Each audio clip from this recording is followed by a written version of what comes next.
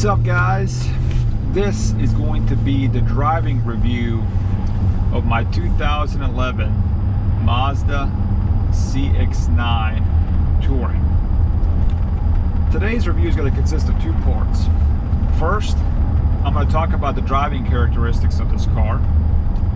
And then second, I'm going to talk about why we ended up selecting this car to be our family vehicle. So let's start with part one, the driving characteristics of this car. If you've driven any Mazda, okay, there's a certain commonality in the way each of those cars drive.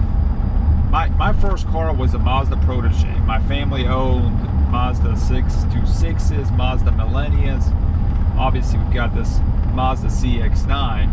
So I'm a big fan of the Mazda brand. It's probably one of my top three favorite brands. I love BMWs, obviously. I love Porsches. And it's probably Mazda's next. Obviously, I love Ferraris too, but I mean that's a whole different ball game. But in terms of the driving characteristics of this car, as well as any other Mazda, they have a very linear feel in the way that these cars feel when you drive them. There's a connection between the wheels, the steering wheel, the feeling you get, you know, from your seat as you're sitting in the car. There's just a very crisp connection between just the steering wheel and you sitting in the car and the road. If you've driven Mazdas before, you're gonna know what I'm talking about. But there's a specific feel to these cars that's common regardless of which car you drive. Okay, and this car is no different.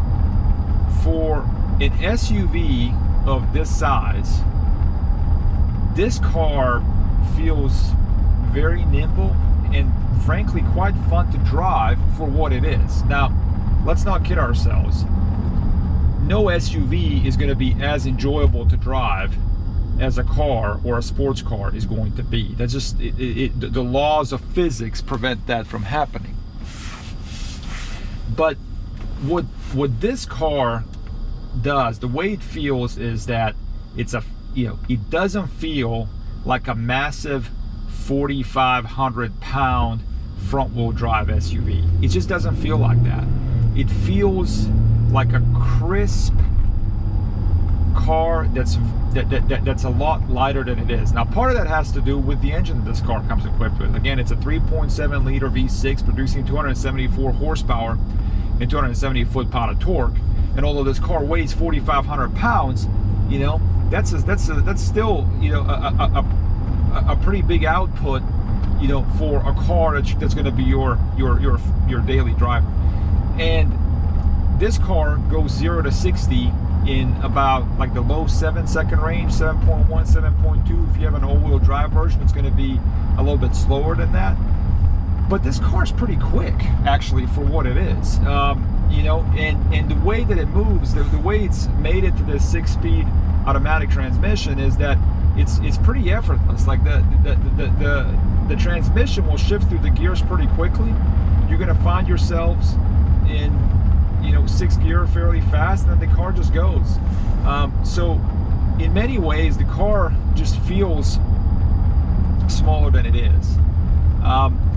That's also helped by the fact that the steering wheel that controls this car is pretty small.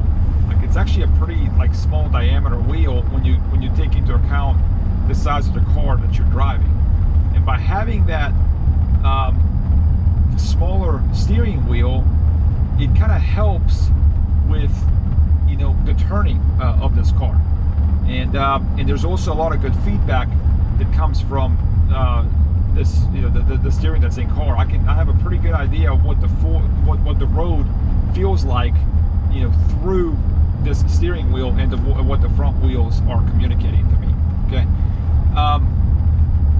Again, in terms of handling, the car handles pretty well. I will note that the car has quite a bit of body roll But that's not necessarily surprising, given the fact that what we're talking about here is, you know, an SUV that's high off the ground, that's relatively heavy. But I remember the first time I stepped into this car, I was driving it around. I think in many ways I was trying to drive it like one of my BMWs, and then, you know, in some ways when I was trying to make sharp turns, it felt like I was gonna, you know, almost flip the car. Of course, it never got close to that, but there is a little bit of body roll in this car. But again, that's not something to, you know, that's surprising for a car like this. So in summary, as far as the driving characteristics are concerned, this car does a great job. It feels great. It feels smaller than it is. You know, it's spacious, it's comfortable. When you're like on a highway, it's the perfect cruiser. I think just being higher off the ground, you know, helps you, you know, feel pretty comfortable driving the car. So, like all Mazdas, I think the driving characteristics of this car are excellent. I haven't yet driven the new Mazda CX-9, so I'm not really sure, you know, what the engine in that car feels like, it being a turbocharged engine. But I can tell you that the V6 in this car is awesome, and this car has been super reliable. We haven't had any issues with it. We drive it every day. This is our, you know, the family workhorse, and you know, the car's worked without any problems whatsoever. So that's part one of the review. Love the driving characteristics of this car, and it really has that, you know, Mazda personality permeating through it. So now for the second part of the, all right guys, so now for the second part of the review, let's talk about why we ended up buying this car as our family vehicle as opposed to some other cars. So when the time came for us to decide which car we're going to buy for our family, we realized that we needed a workhorse car, a car that was going to be reliable, a car that was going to be spacious, and, you know, a car that was going to be cheap to maintain, right? I mean, whenever you have a growing family, I think, you know, being fiscally responsible is critically important. You not only owe it to yourself, but you also owe it to your children, right? So you want to make sure that, you know, you're buying something that's going to be a good vehicle for the family, but that's also not going to break the bank. So those were sort of the, you know, kind of the parameters that we started out with. And one of the questions that, you know, we had when we were looking for a family car was whether we needed to get a car of this size or a smaller SUV, right? Because when we had bought this car, our son was just born, so we were a family of threes before, you know, my daughter was born. But so we were kind of faced with this decision of, all right, well, do we need a car that's, you know, the size of a CX-9 with third row seats, when really we just have, you know, a young baby, and you know, we haven't even had our second kid yet. So to that end, we ended up comparing this car to the Mazda CX-5. The Mazda CX-5 had just come out during that time, and you know, it was, the Mazda CX-5 was a gorgeous vehicle. I mean, it's just a great looking vehicle. But when you were driving it, you realized that it was a much slower car than this car was. I mean, this car blows the Mazda CX-5 out of the water. You know, that V6 engine that's producing 274 horsepower, you really can feel a difference between it and the Mazda CX-5. But even beyond that, beyond the engine output, and beyond the fact that this was a faster car, size-wise, we decided to buy a bigger car, and it was a great decision. And it's something that I would recommend to anybody with a family, even if you're just having your first kid, and it's going to be a few, you know, more years before you have additional kids. And the reason I bring that up is because when you have little kids, you really need a huge trunk space, right? If you're taking a road trip to the beach, you're going to be taking a whole bunch of stuff with you, not just suitcases to carry your clothes, but you're probably going to carry one of those, you know, portable cribs, and you're going to carry a stroller, and you're going to, you know, carry a chair, you know, that the kid can sit in. So you actually need a car with a massive trunk when you have little kids. And even though we don't really get to use the third row seats that much, those third row seats are always folded, and as a result we have cavernous trunk space, which obviously makes life a lot easier. So one of the key considerations for selecting the Mazda CX-9 over the Mazda CX-5 or other comparable SUVs that did not have 3-row seats was the fact that this car was a bigger car with a bigger trunk space, and therefore we found that to be quite important for us, and it was a great decision. So that's why we chose the Mazda CX-9 over the Mazda CX-5. We also ended up test driving a Mazda X5. I'm sorry, a BMW X5. Me being a BMW guy, obviously I had to give the X5 a shot. And again, the X5 is a smaller car than this one, so that was one thing that worked against it. Secondly, the BMW X5 is obviously a more expensive car. It was a more expensive car to buy than the Mazda CX-9. It was also a more expensive car to maintain than a Mazda CX-9.